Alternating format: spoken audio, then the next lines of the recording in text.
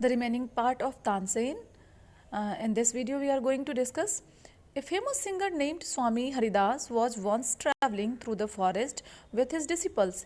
एक बार एक बहुत ही फेमस सिंगर थे जिनका नाम हरिदास था। वो अपने अनुयायियों के साथ वन से गुजर रहे थे, जंगल से गुजर रहे थे।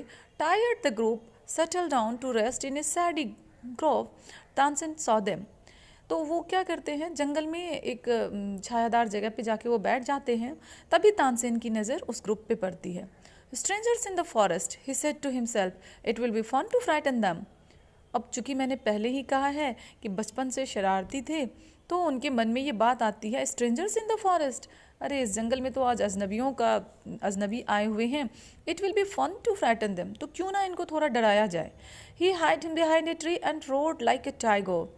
वो एक ट्री के पीछे छुप जाते हैं और वहाँ से टाइगर की आवाज़ में एकदम से रोर करते हैं, रोरिंग साउंड ऑफ टाइगर।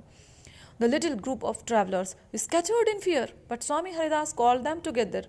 जो ट्रैवलर्स का ग्रुप था वो इधर उधर हो गए डर के मारे कि टाइगर की आवाज़ सुनने के बाद। लेकिन हरिदास ने उन सबको बुलाया। Don't be afraid, he said, tigers are not always dangerous.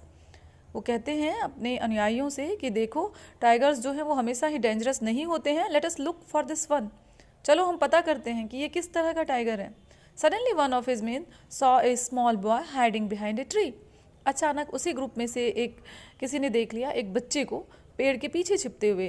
There are no tigers here master, he said, only this naughty boy. आपने सच ही कहा गुरुजी, यहाँ पर कोई टाइगर नहीं है, बल्कि ये एक शरारती बच्चा इस पेड़ के पीछे छुपा हुआ है और उसी ने टाइगर की आवाज़ निकाली थी। Next part of the story is Swami Haridas did not punish him. तो हरिदास ने उस बच्चे को पनिश नहीं किया, सजा नहीं दी। He went to Tansen's father and said, your son is very naughty, he is also very talented, I think I can make him a good singer. तो स्वामी हरिदास तानसेन के पिताजी के पास जाते हैं और उनसे कहते हैं कि आपका बेटा वैसे तो बहुत शरारती है, लेकिन वो बहुत ही ज़्यादा टैलेंटेड है। आई think I can make him a good singer, और मुझे ऐसा लगता है कि मैं उसको एक बहुत ही अच्छा गायक बना सकता हूँ।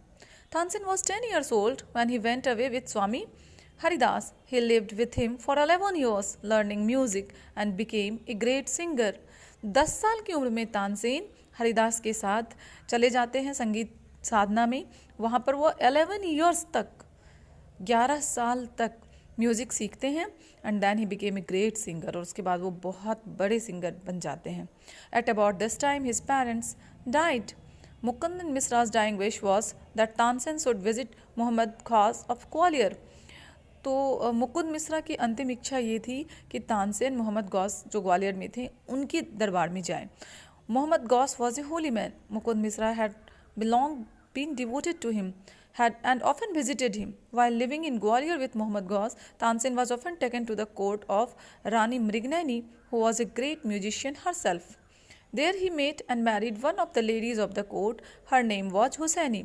तो जब ग्वालियर में रहना शुरू करते हैं तानसेन मोहम्मद गौस के पास, तो वो लोग रानी मृगनैनी के दरबार में अक्सर जाया करते हैं, और वहाँ पर एक हुसैनी नाम की युवती से उनकी शादी होती है। वहाँ पर वो मिलते हैं और उनसे उनकी शादी होती है।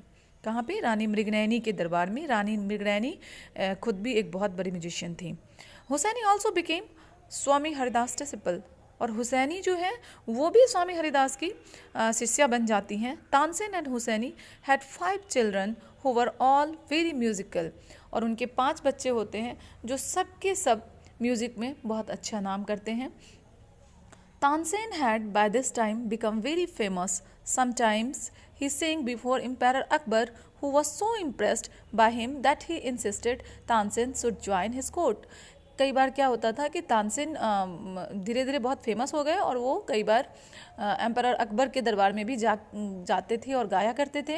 Who was so impressed by him, और अकबर इतने ज़्यादा उनसे प्रभावित हुए कि he insisted Tansen should join his court. उन्होंने इंसिस्ट किया कि तानसेन को उनके दरबार में ही गाना चाहिए। Next part of the story we will read in next video. Thanks for watching.